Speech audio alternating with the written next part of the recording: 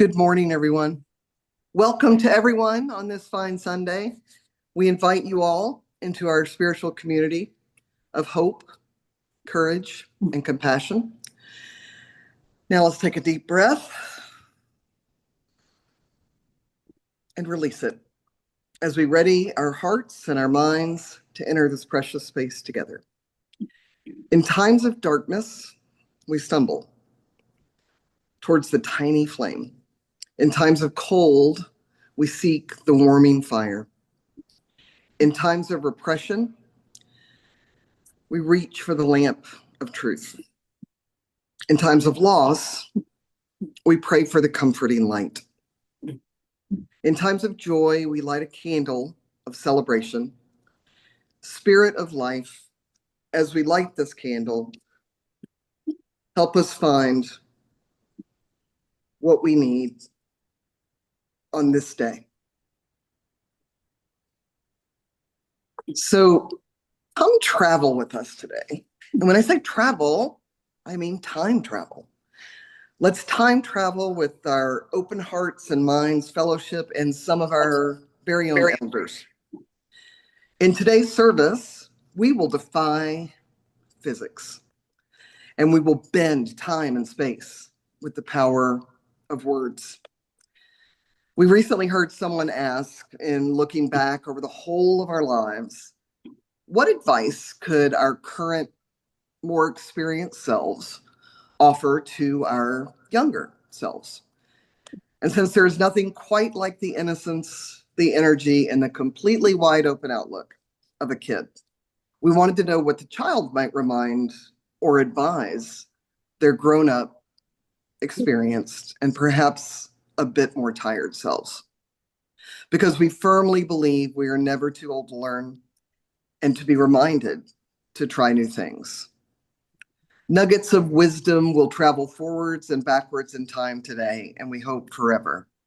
So settle in and enjoy as our very own beloved and slightly elders share their thoughts, wisdom, and wishes with their own inner 8-year-old selves, who then share their own youthful musings with their elder selves.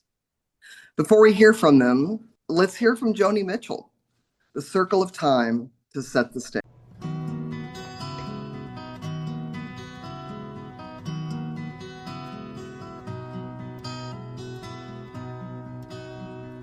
Yesterday, a child came out to wander,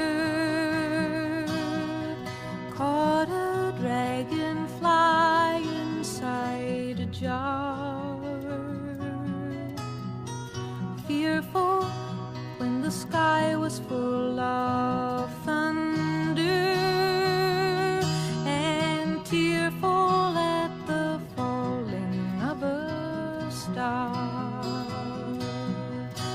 And the seasons, they go round and round, and the painted ponies go up and down. We're captive on a carousel of time. We can't return, we can only look behind from where we came, and go round and round and round in a circle again. Then the child moved 10 times round the seasons, skated over 10 clear frozen streams. Words like, when you're older, must appease him, and promises of someday make his dreams. And the seasons, they go round and round, and the painted ponies go up and down. We're captive on the carousel of time. We can't return, we can only look behind from where we came, and go round and round and round in a circle again. 16 springs and 16 summers gone now. Cartwheels turn to car wheels through the town, and they tell him, take your time, it won't be long now, till you drag your feet too slow, the circles down. And the seasons, they go round and round, and the painted ponies go up and down. We're captive on the carousel of time. We can't return, we can only look behind from where we came, and go round and round and round in the circle again. So the years spin by, and now the boy is 20. Though his dreams have lost some grandeur coming true, there'll be new dreams, maybe better dreams, and plenty before the last revolving year is through. And the seasons, they go round and round, and the painted ponies go up and down. We're captive on the carousel of time.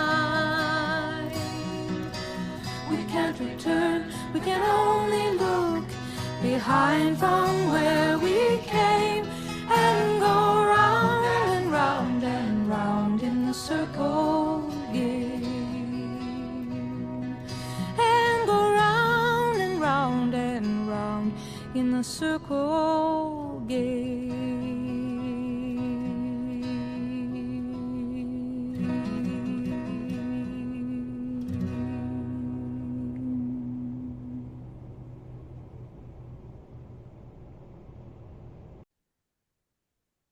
How beautiful is that? And as we enter these circles, our first presenter. Good morning. I'm Kathleen Grovey. This is my reflection. Good morning. Yesterday, October 11th, I celebrated my 94th birthday. I have no idea why I've exceeded my 80 years, outliving other members of my family and most of my close friends. Maybe I'm meant to tell important lessons I've learned. One important lesson: many people are capable of sometimes being kind, but other times being cold-hearted. Last year, I had a phone call from a childhood friend named Marion. We'd known each other since elementary school. Marion recalled that in those days, my family lived in the home of my dad's mother.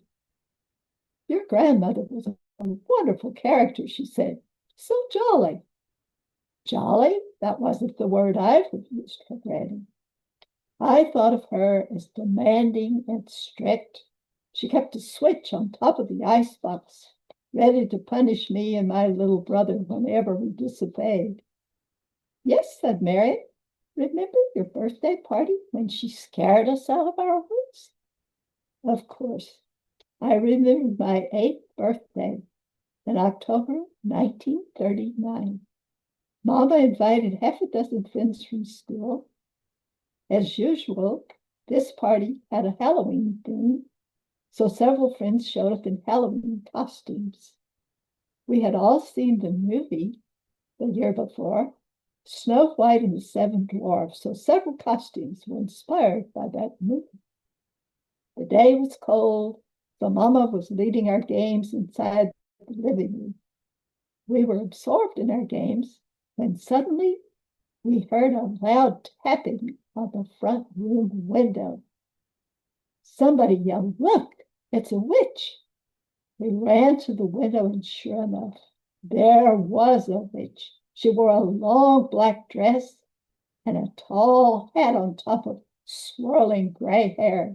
Her face was as horrifying as the one in the movie. I turned to see how Mama was reacting to this. But instead of looking alarmed, she winked at me. So I looked outside again. This time I recognized the black dress and the long wavy gray hair. Granny had shown me the black dress when she caught me opening the lid of her cedar chest. I wasn't supposed to meddle in her things, so I expected to be punished. Instead, she took out a long black dress that she said was called a Mother Hubbard, a style worn by some ladies back in the 1880s. It had belonged to her mother. I also recognized the long gray hair on the witch. It was Granny's. Every day she braided her hair in one long braid, pinned it firmly in place around her head with hairpins. I had seen her take it down and brush it out before bedtime. Mama then hugged everybody and assured us the witch was just a prank.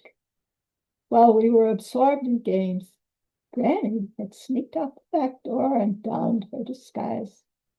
After pretending to be a witch, she came back inside, took off her hat and the horrible mask which she bought at the dime store.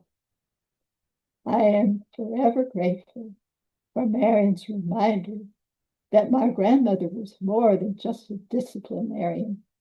She could show a surprising fun-loving side when she was literally willing to let her hair down.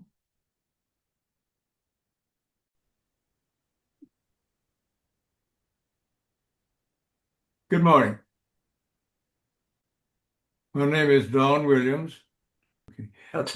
87 years ago, when I was 8, I lived in a small, dusty town in the Texas Panhandle.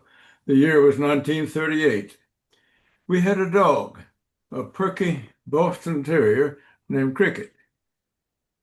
And of course, I loved him very much. Poor Cricket developed in his right eye a conspicuous red sore, big enough that he couldn't close that eye. I heard my folks say they would have to have the vet cut it out, and for some reason, I imagined that the operation would be done without ether, the anesthetic of that time. A horrible thing to contemplate. One day, I went into the barn, knelt by a green bale of hay, and prayed intensely, "Please God, let Cricket's eye get well, please God," over and over for maybe 20 minutes. Then I went into the house and then out to the car where my dad was getting ready to take the family somewhere. I hadn't told anyone what I had just been doing. I was getting into the back seat when here came Cricket, bounding up and hoping for a ride. My mother said, "Well, look at Cricket's eye." I knew what I would see. The sore had vanished. But I said nothing to anybody about what I had done. It had been a matter between God and me, and for some reason I was embarrassed. Though the sore came back in a day or two, the operation, under anesthesia, proceeded successfully. But I have never doubted that my prayers have brought about the remission. What I have regretted is that in all the years to come, I never told my folks what had happened. Oh, the story wouldn't have been proof to them that there was a hearing, caring God. They would have told themselves it might have just been a case of mind over matter. Still, they would have had the other thing, the mystical thing to consider, and to that extent, their faith in God would surely have been strengthened. "Don, you little brat, why didn't you tell your folks what happened?" I advise you strongly now to think of other people for once and speak up. And now that Cricket and my folks and my childhood are long, long gone, I think back to what must have been an attack of second childhood 15 years ago when I was 80. I'd always loved the Rocky Mountains and had hiked and climbed in them every time I got the chance. Here was yet another chance. My son, Andy, wanted to climb Wheeler Peak with me. Wheeler is the highest mountain in New Mexico, well above timberline. I'd climbed it 6 times over the years, sometimes with Andy, and I welcomed the invitation to do so again. On an August day, when I was a couple of months short of my 81st birthday, we set out from near the Taos ski area. The hike to the summit, 7.5 miles with a gain of 3,000 feet in altitude, wasn't especially hard. And as always, I loved being in the delicious landscape and exhilarating air above timberline. 3 or 4 climbers, in probably their 20s, were already on top of the peak. Andy went over to them and embarrassed me by bragging to them that his dad over there was 80 years old. They were impressed, or pretended to be, and they told me so. They should have seen me a couple of hours later. The descent was the toughest hike I have ever taken. My legs sagged and buckled. I concentrated on every step. One more, one more. Over and over, I staggered off the trail for a step or two, somehow managing to stay upright. It's remarkable how much harder the trail down was than the trail up. I survived, though, and that was the last time I tried a real hike in the mountains. These days, a 30-minute stroll along Live Oak Street is a hike for me. If I could advise my 80-year-old self about such things now, I would say this: go ahead, stupid, climb the mountain. Then 15 years later, you'll look ahead at some slope and think, that looks easy. But then you'll remember the coming down from Wheeler Peak, and you'll have sense enough to tell the young folks, goodbye, have a nice climb.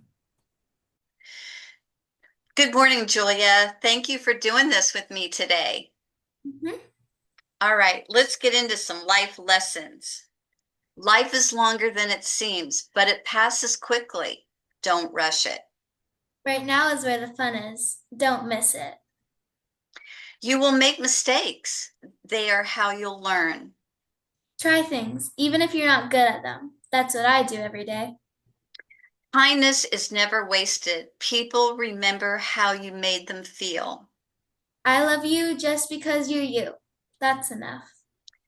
And good friends are treasures. Care for them well.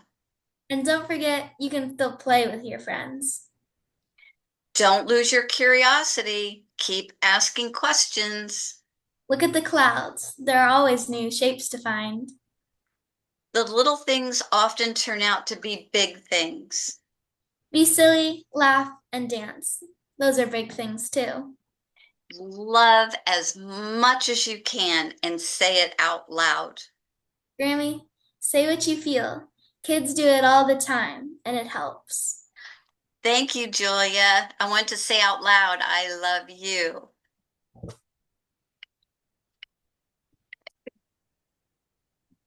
Good morning. Actually, the big event of my childhood happened when I was 7 years old. I was the pampered first child in the family. There was a little brother, just 2 years old, Mickey. We lived in Germany then.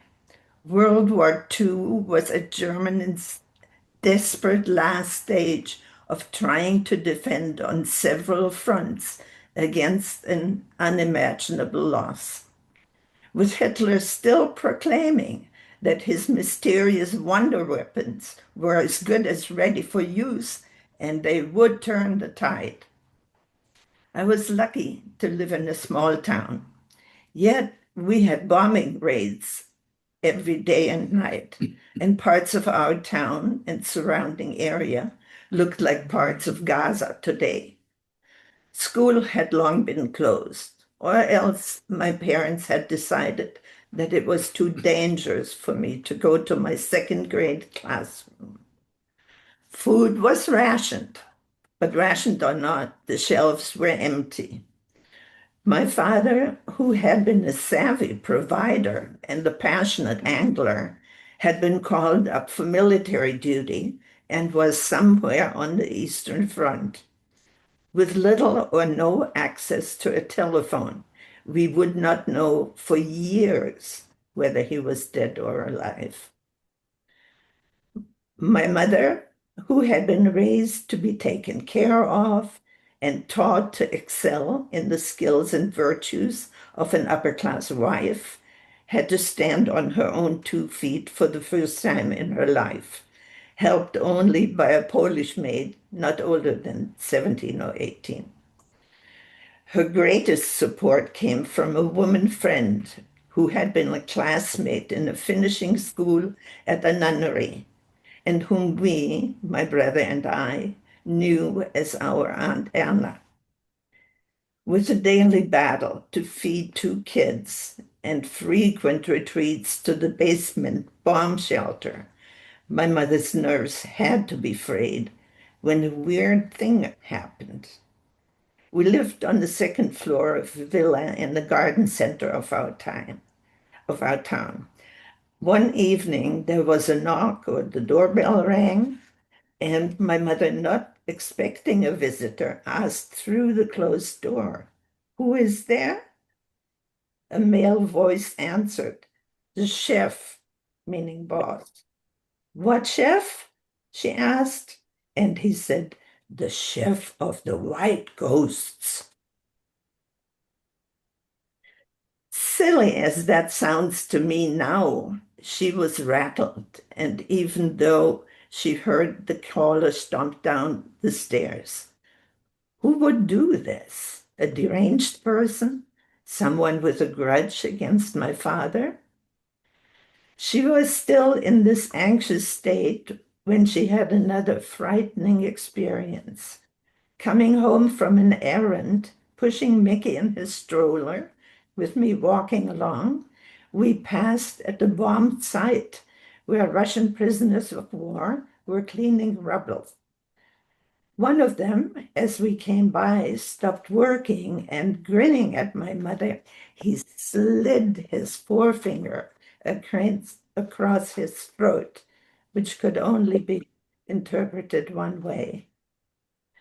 Aunt Erna, called by my hysterical mother, arrived, and within a day or two, we, with what we could carry, were on that proverbial last train westward, away from the approaching Russian tanks, never to return. To learn how I became a teenager, a young adult, a wife, a mother, a US citizen, a banker, a builder, a mover of houses, a widow, and finally old, you will have to read my book, The Mushroom Girl. I just turned 88. I have a very nice life. What would I tell my 8-year-old self? Pay more attention to your education. Go see other parts of the world. Don't be afraid to take a risk. Do not waste. Live within your means. Do not get greedy. Love yourself. You don't need to have the last word. That is a hard one. Lastly, pray for a gentle passing of your old self when the time is right.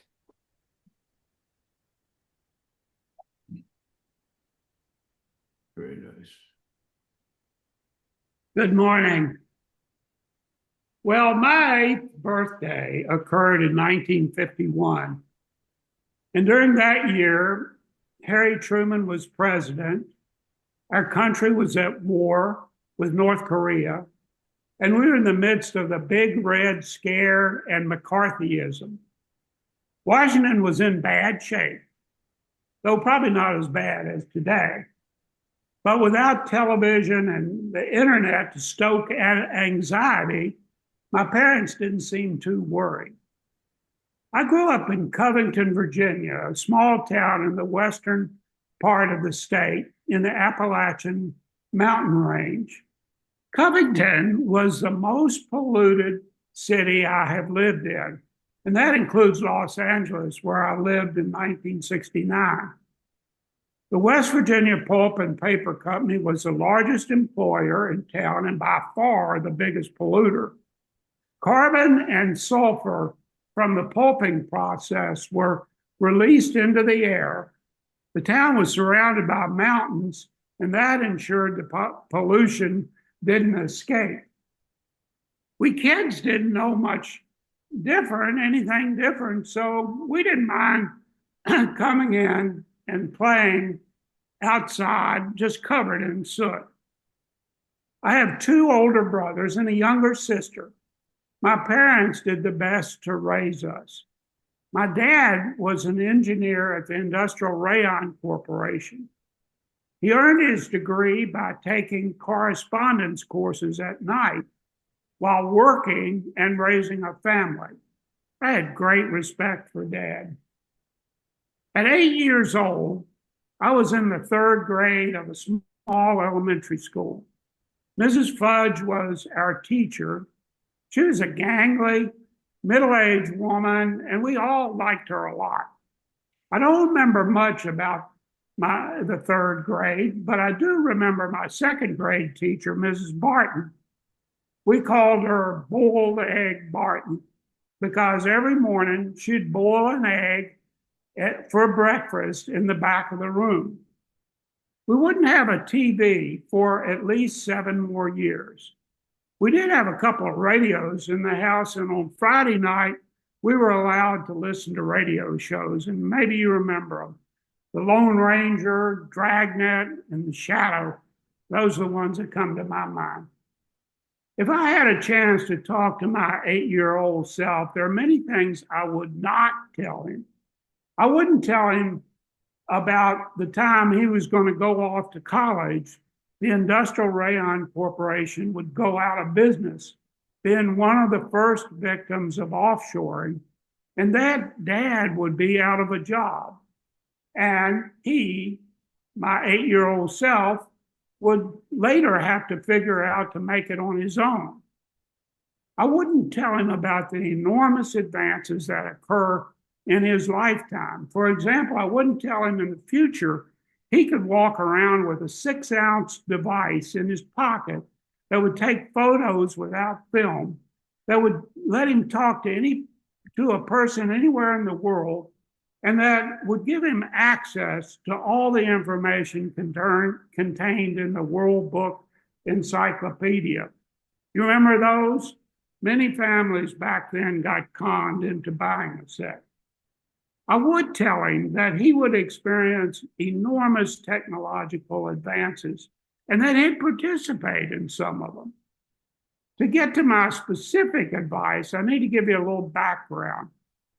Growing up at that time, there weren't organized little league sports for kids. We would organize games ourselves, pick up baseball, football, and the like. My mom tried to instill some culture in us and signed my brother and me up for piano lessons. Jim, my brother, and I didn't care much for it, but we went along and we learned a bit. One Saturday, we went to our music lesson with money to pay the teacher. It turns out that our teacher's house was only 2 blocks from the town movie theater. Now, back then, for just 12 cents, one could get admittance to the movies. And there would be 5 or 6 cartoons, and 2 features, usually a Western and maybe Ma and Pa Kettle or the Three Stooges. Great entertainment. Well, you guessed it. We committed a cardinal sin and slipped off to the movie theater instead of going to our piano lessons. That did it. My mom figured piano lessons were a lost cause, and so my piano career ended right then. Now, I would tell my 8-year-old self is to stick with the piano lessons, learn how to read music, and at least be able to play a tune.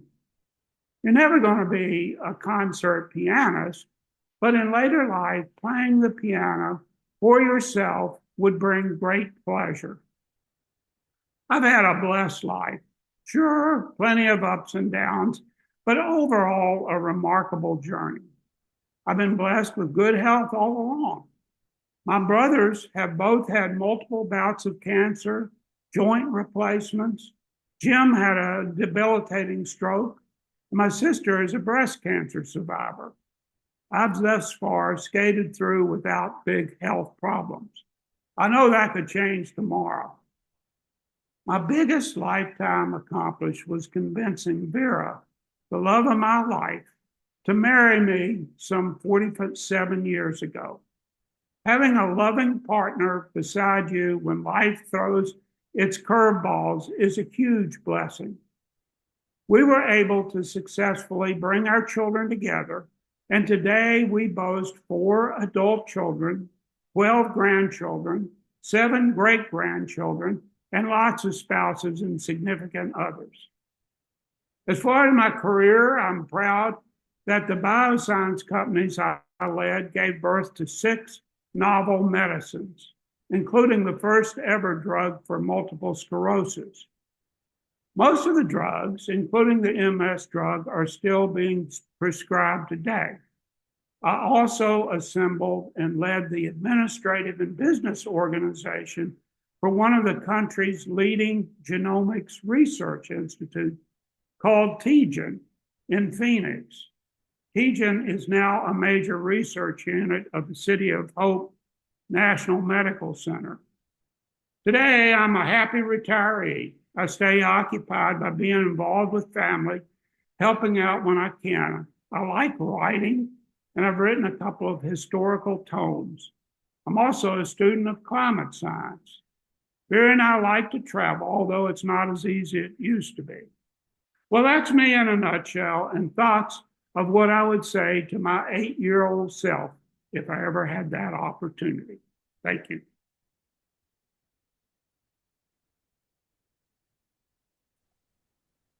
Warning by Jennifer Ruth Joseph, written in 1961 when she was 28 years old. Warning, when I am an old woman, I shall wear purple with a red hat which doesn't go and doesn't suit me. And I shall spend my pension on brandy and summer gloves and satin sandals and say, we've no money for butter. I shall sit down on the pavement when I'm tired and gobble up samples in shops and press alarm bells and run my stick along public railings and make up for the sobriety of my youth. I shall go out in my slippers in the rain and pick flowers in other people's gardens and learn to spit.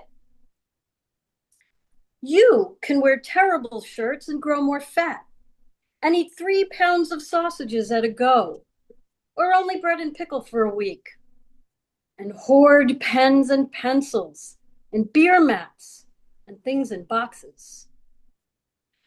But now we must have clothes that keep us dry and pay our rent and not swear in the street and set a good example for the children. We will have friends to dinner and read the papers. But maybe I ought to practice a little now, so people who know me are not too shocked and surprised when suddenly I am old and start to wear purple.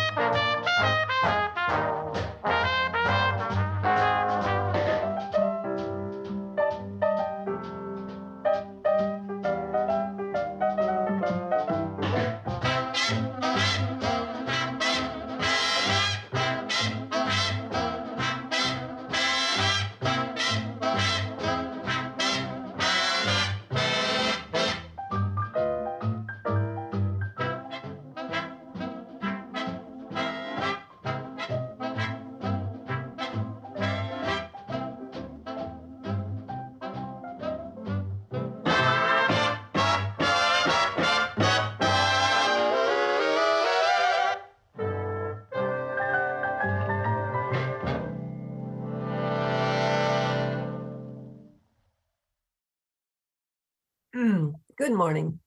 I'm Joan Denson, and I turned 80 this past March. I'll begin by talking with my 8-year-old from my current perspective. At 8, Joan, you were extremely happy and you were lucky to be living in downtown Victoria, Texas, where you could see a movie theater for 15 cents around the corner. You could talk to the parrot in the hotel garden while smelling the roses and talking with people that might be there. You talked with the cartoonist at the local newspaper behind your house.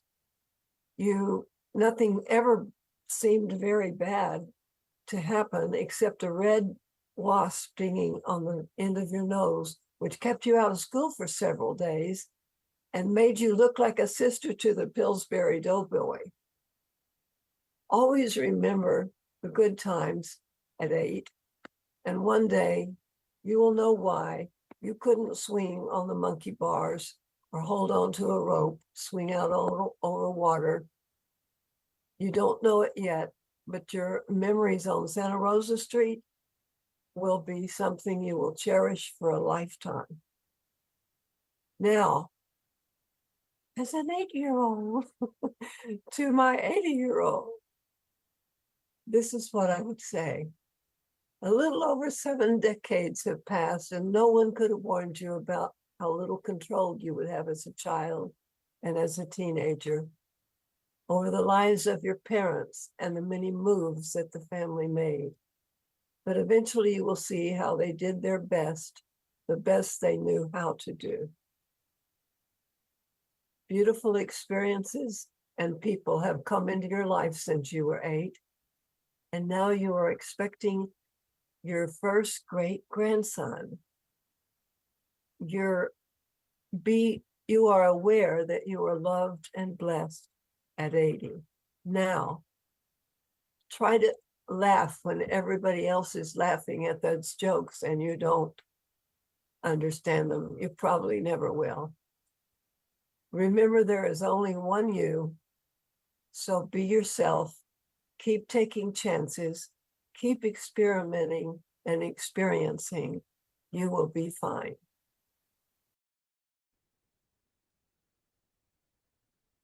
Thank you, Joan. I'm so glad that got to work. This reading is called On Aging by Maya Angelou. When you see me sitting quietly, like a sack left on the shelf, Thank you, don't Joan. think I'm I so need glad your that got to chattering. work. I'm listening to myself. Hold, stop, don't pity me. Hold, stop your sympathy. Understand if you've got it, otherwise I'll do without it. When my bones are stiff and aching and my feet won't climb the stair, I will only ask one favor. Don't bring me no rocking chair. When you see me walking, stumbling, don't study and get it wrong, 'cause tired don't mean lazy, and every goodbye ain't gone. I'm the same person I was back then. A little less hair, a little less chin, a lot less lungs, and much less wind.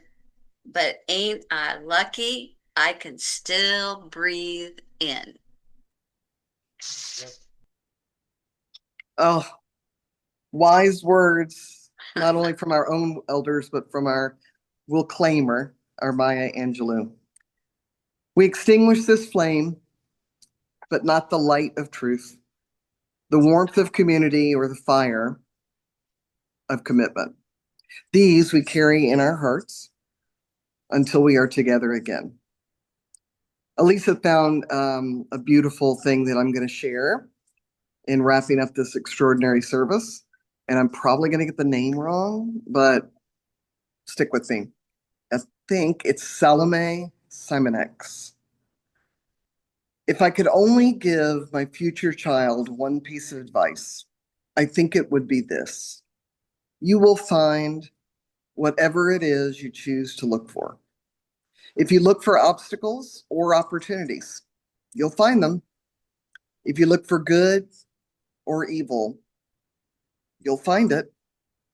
If you look for love or an excuse of why you'll never have love, you'll find it.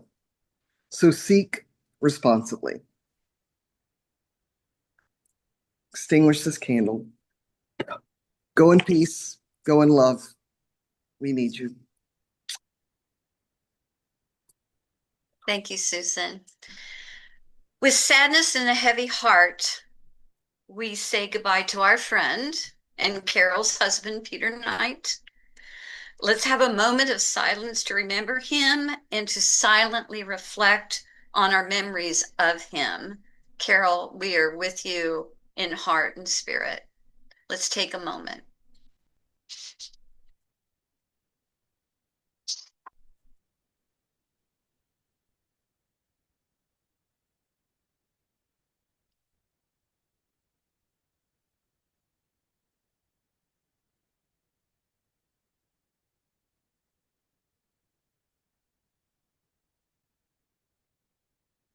Let us cherish every moment we have with each other and be there for each other.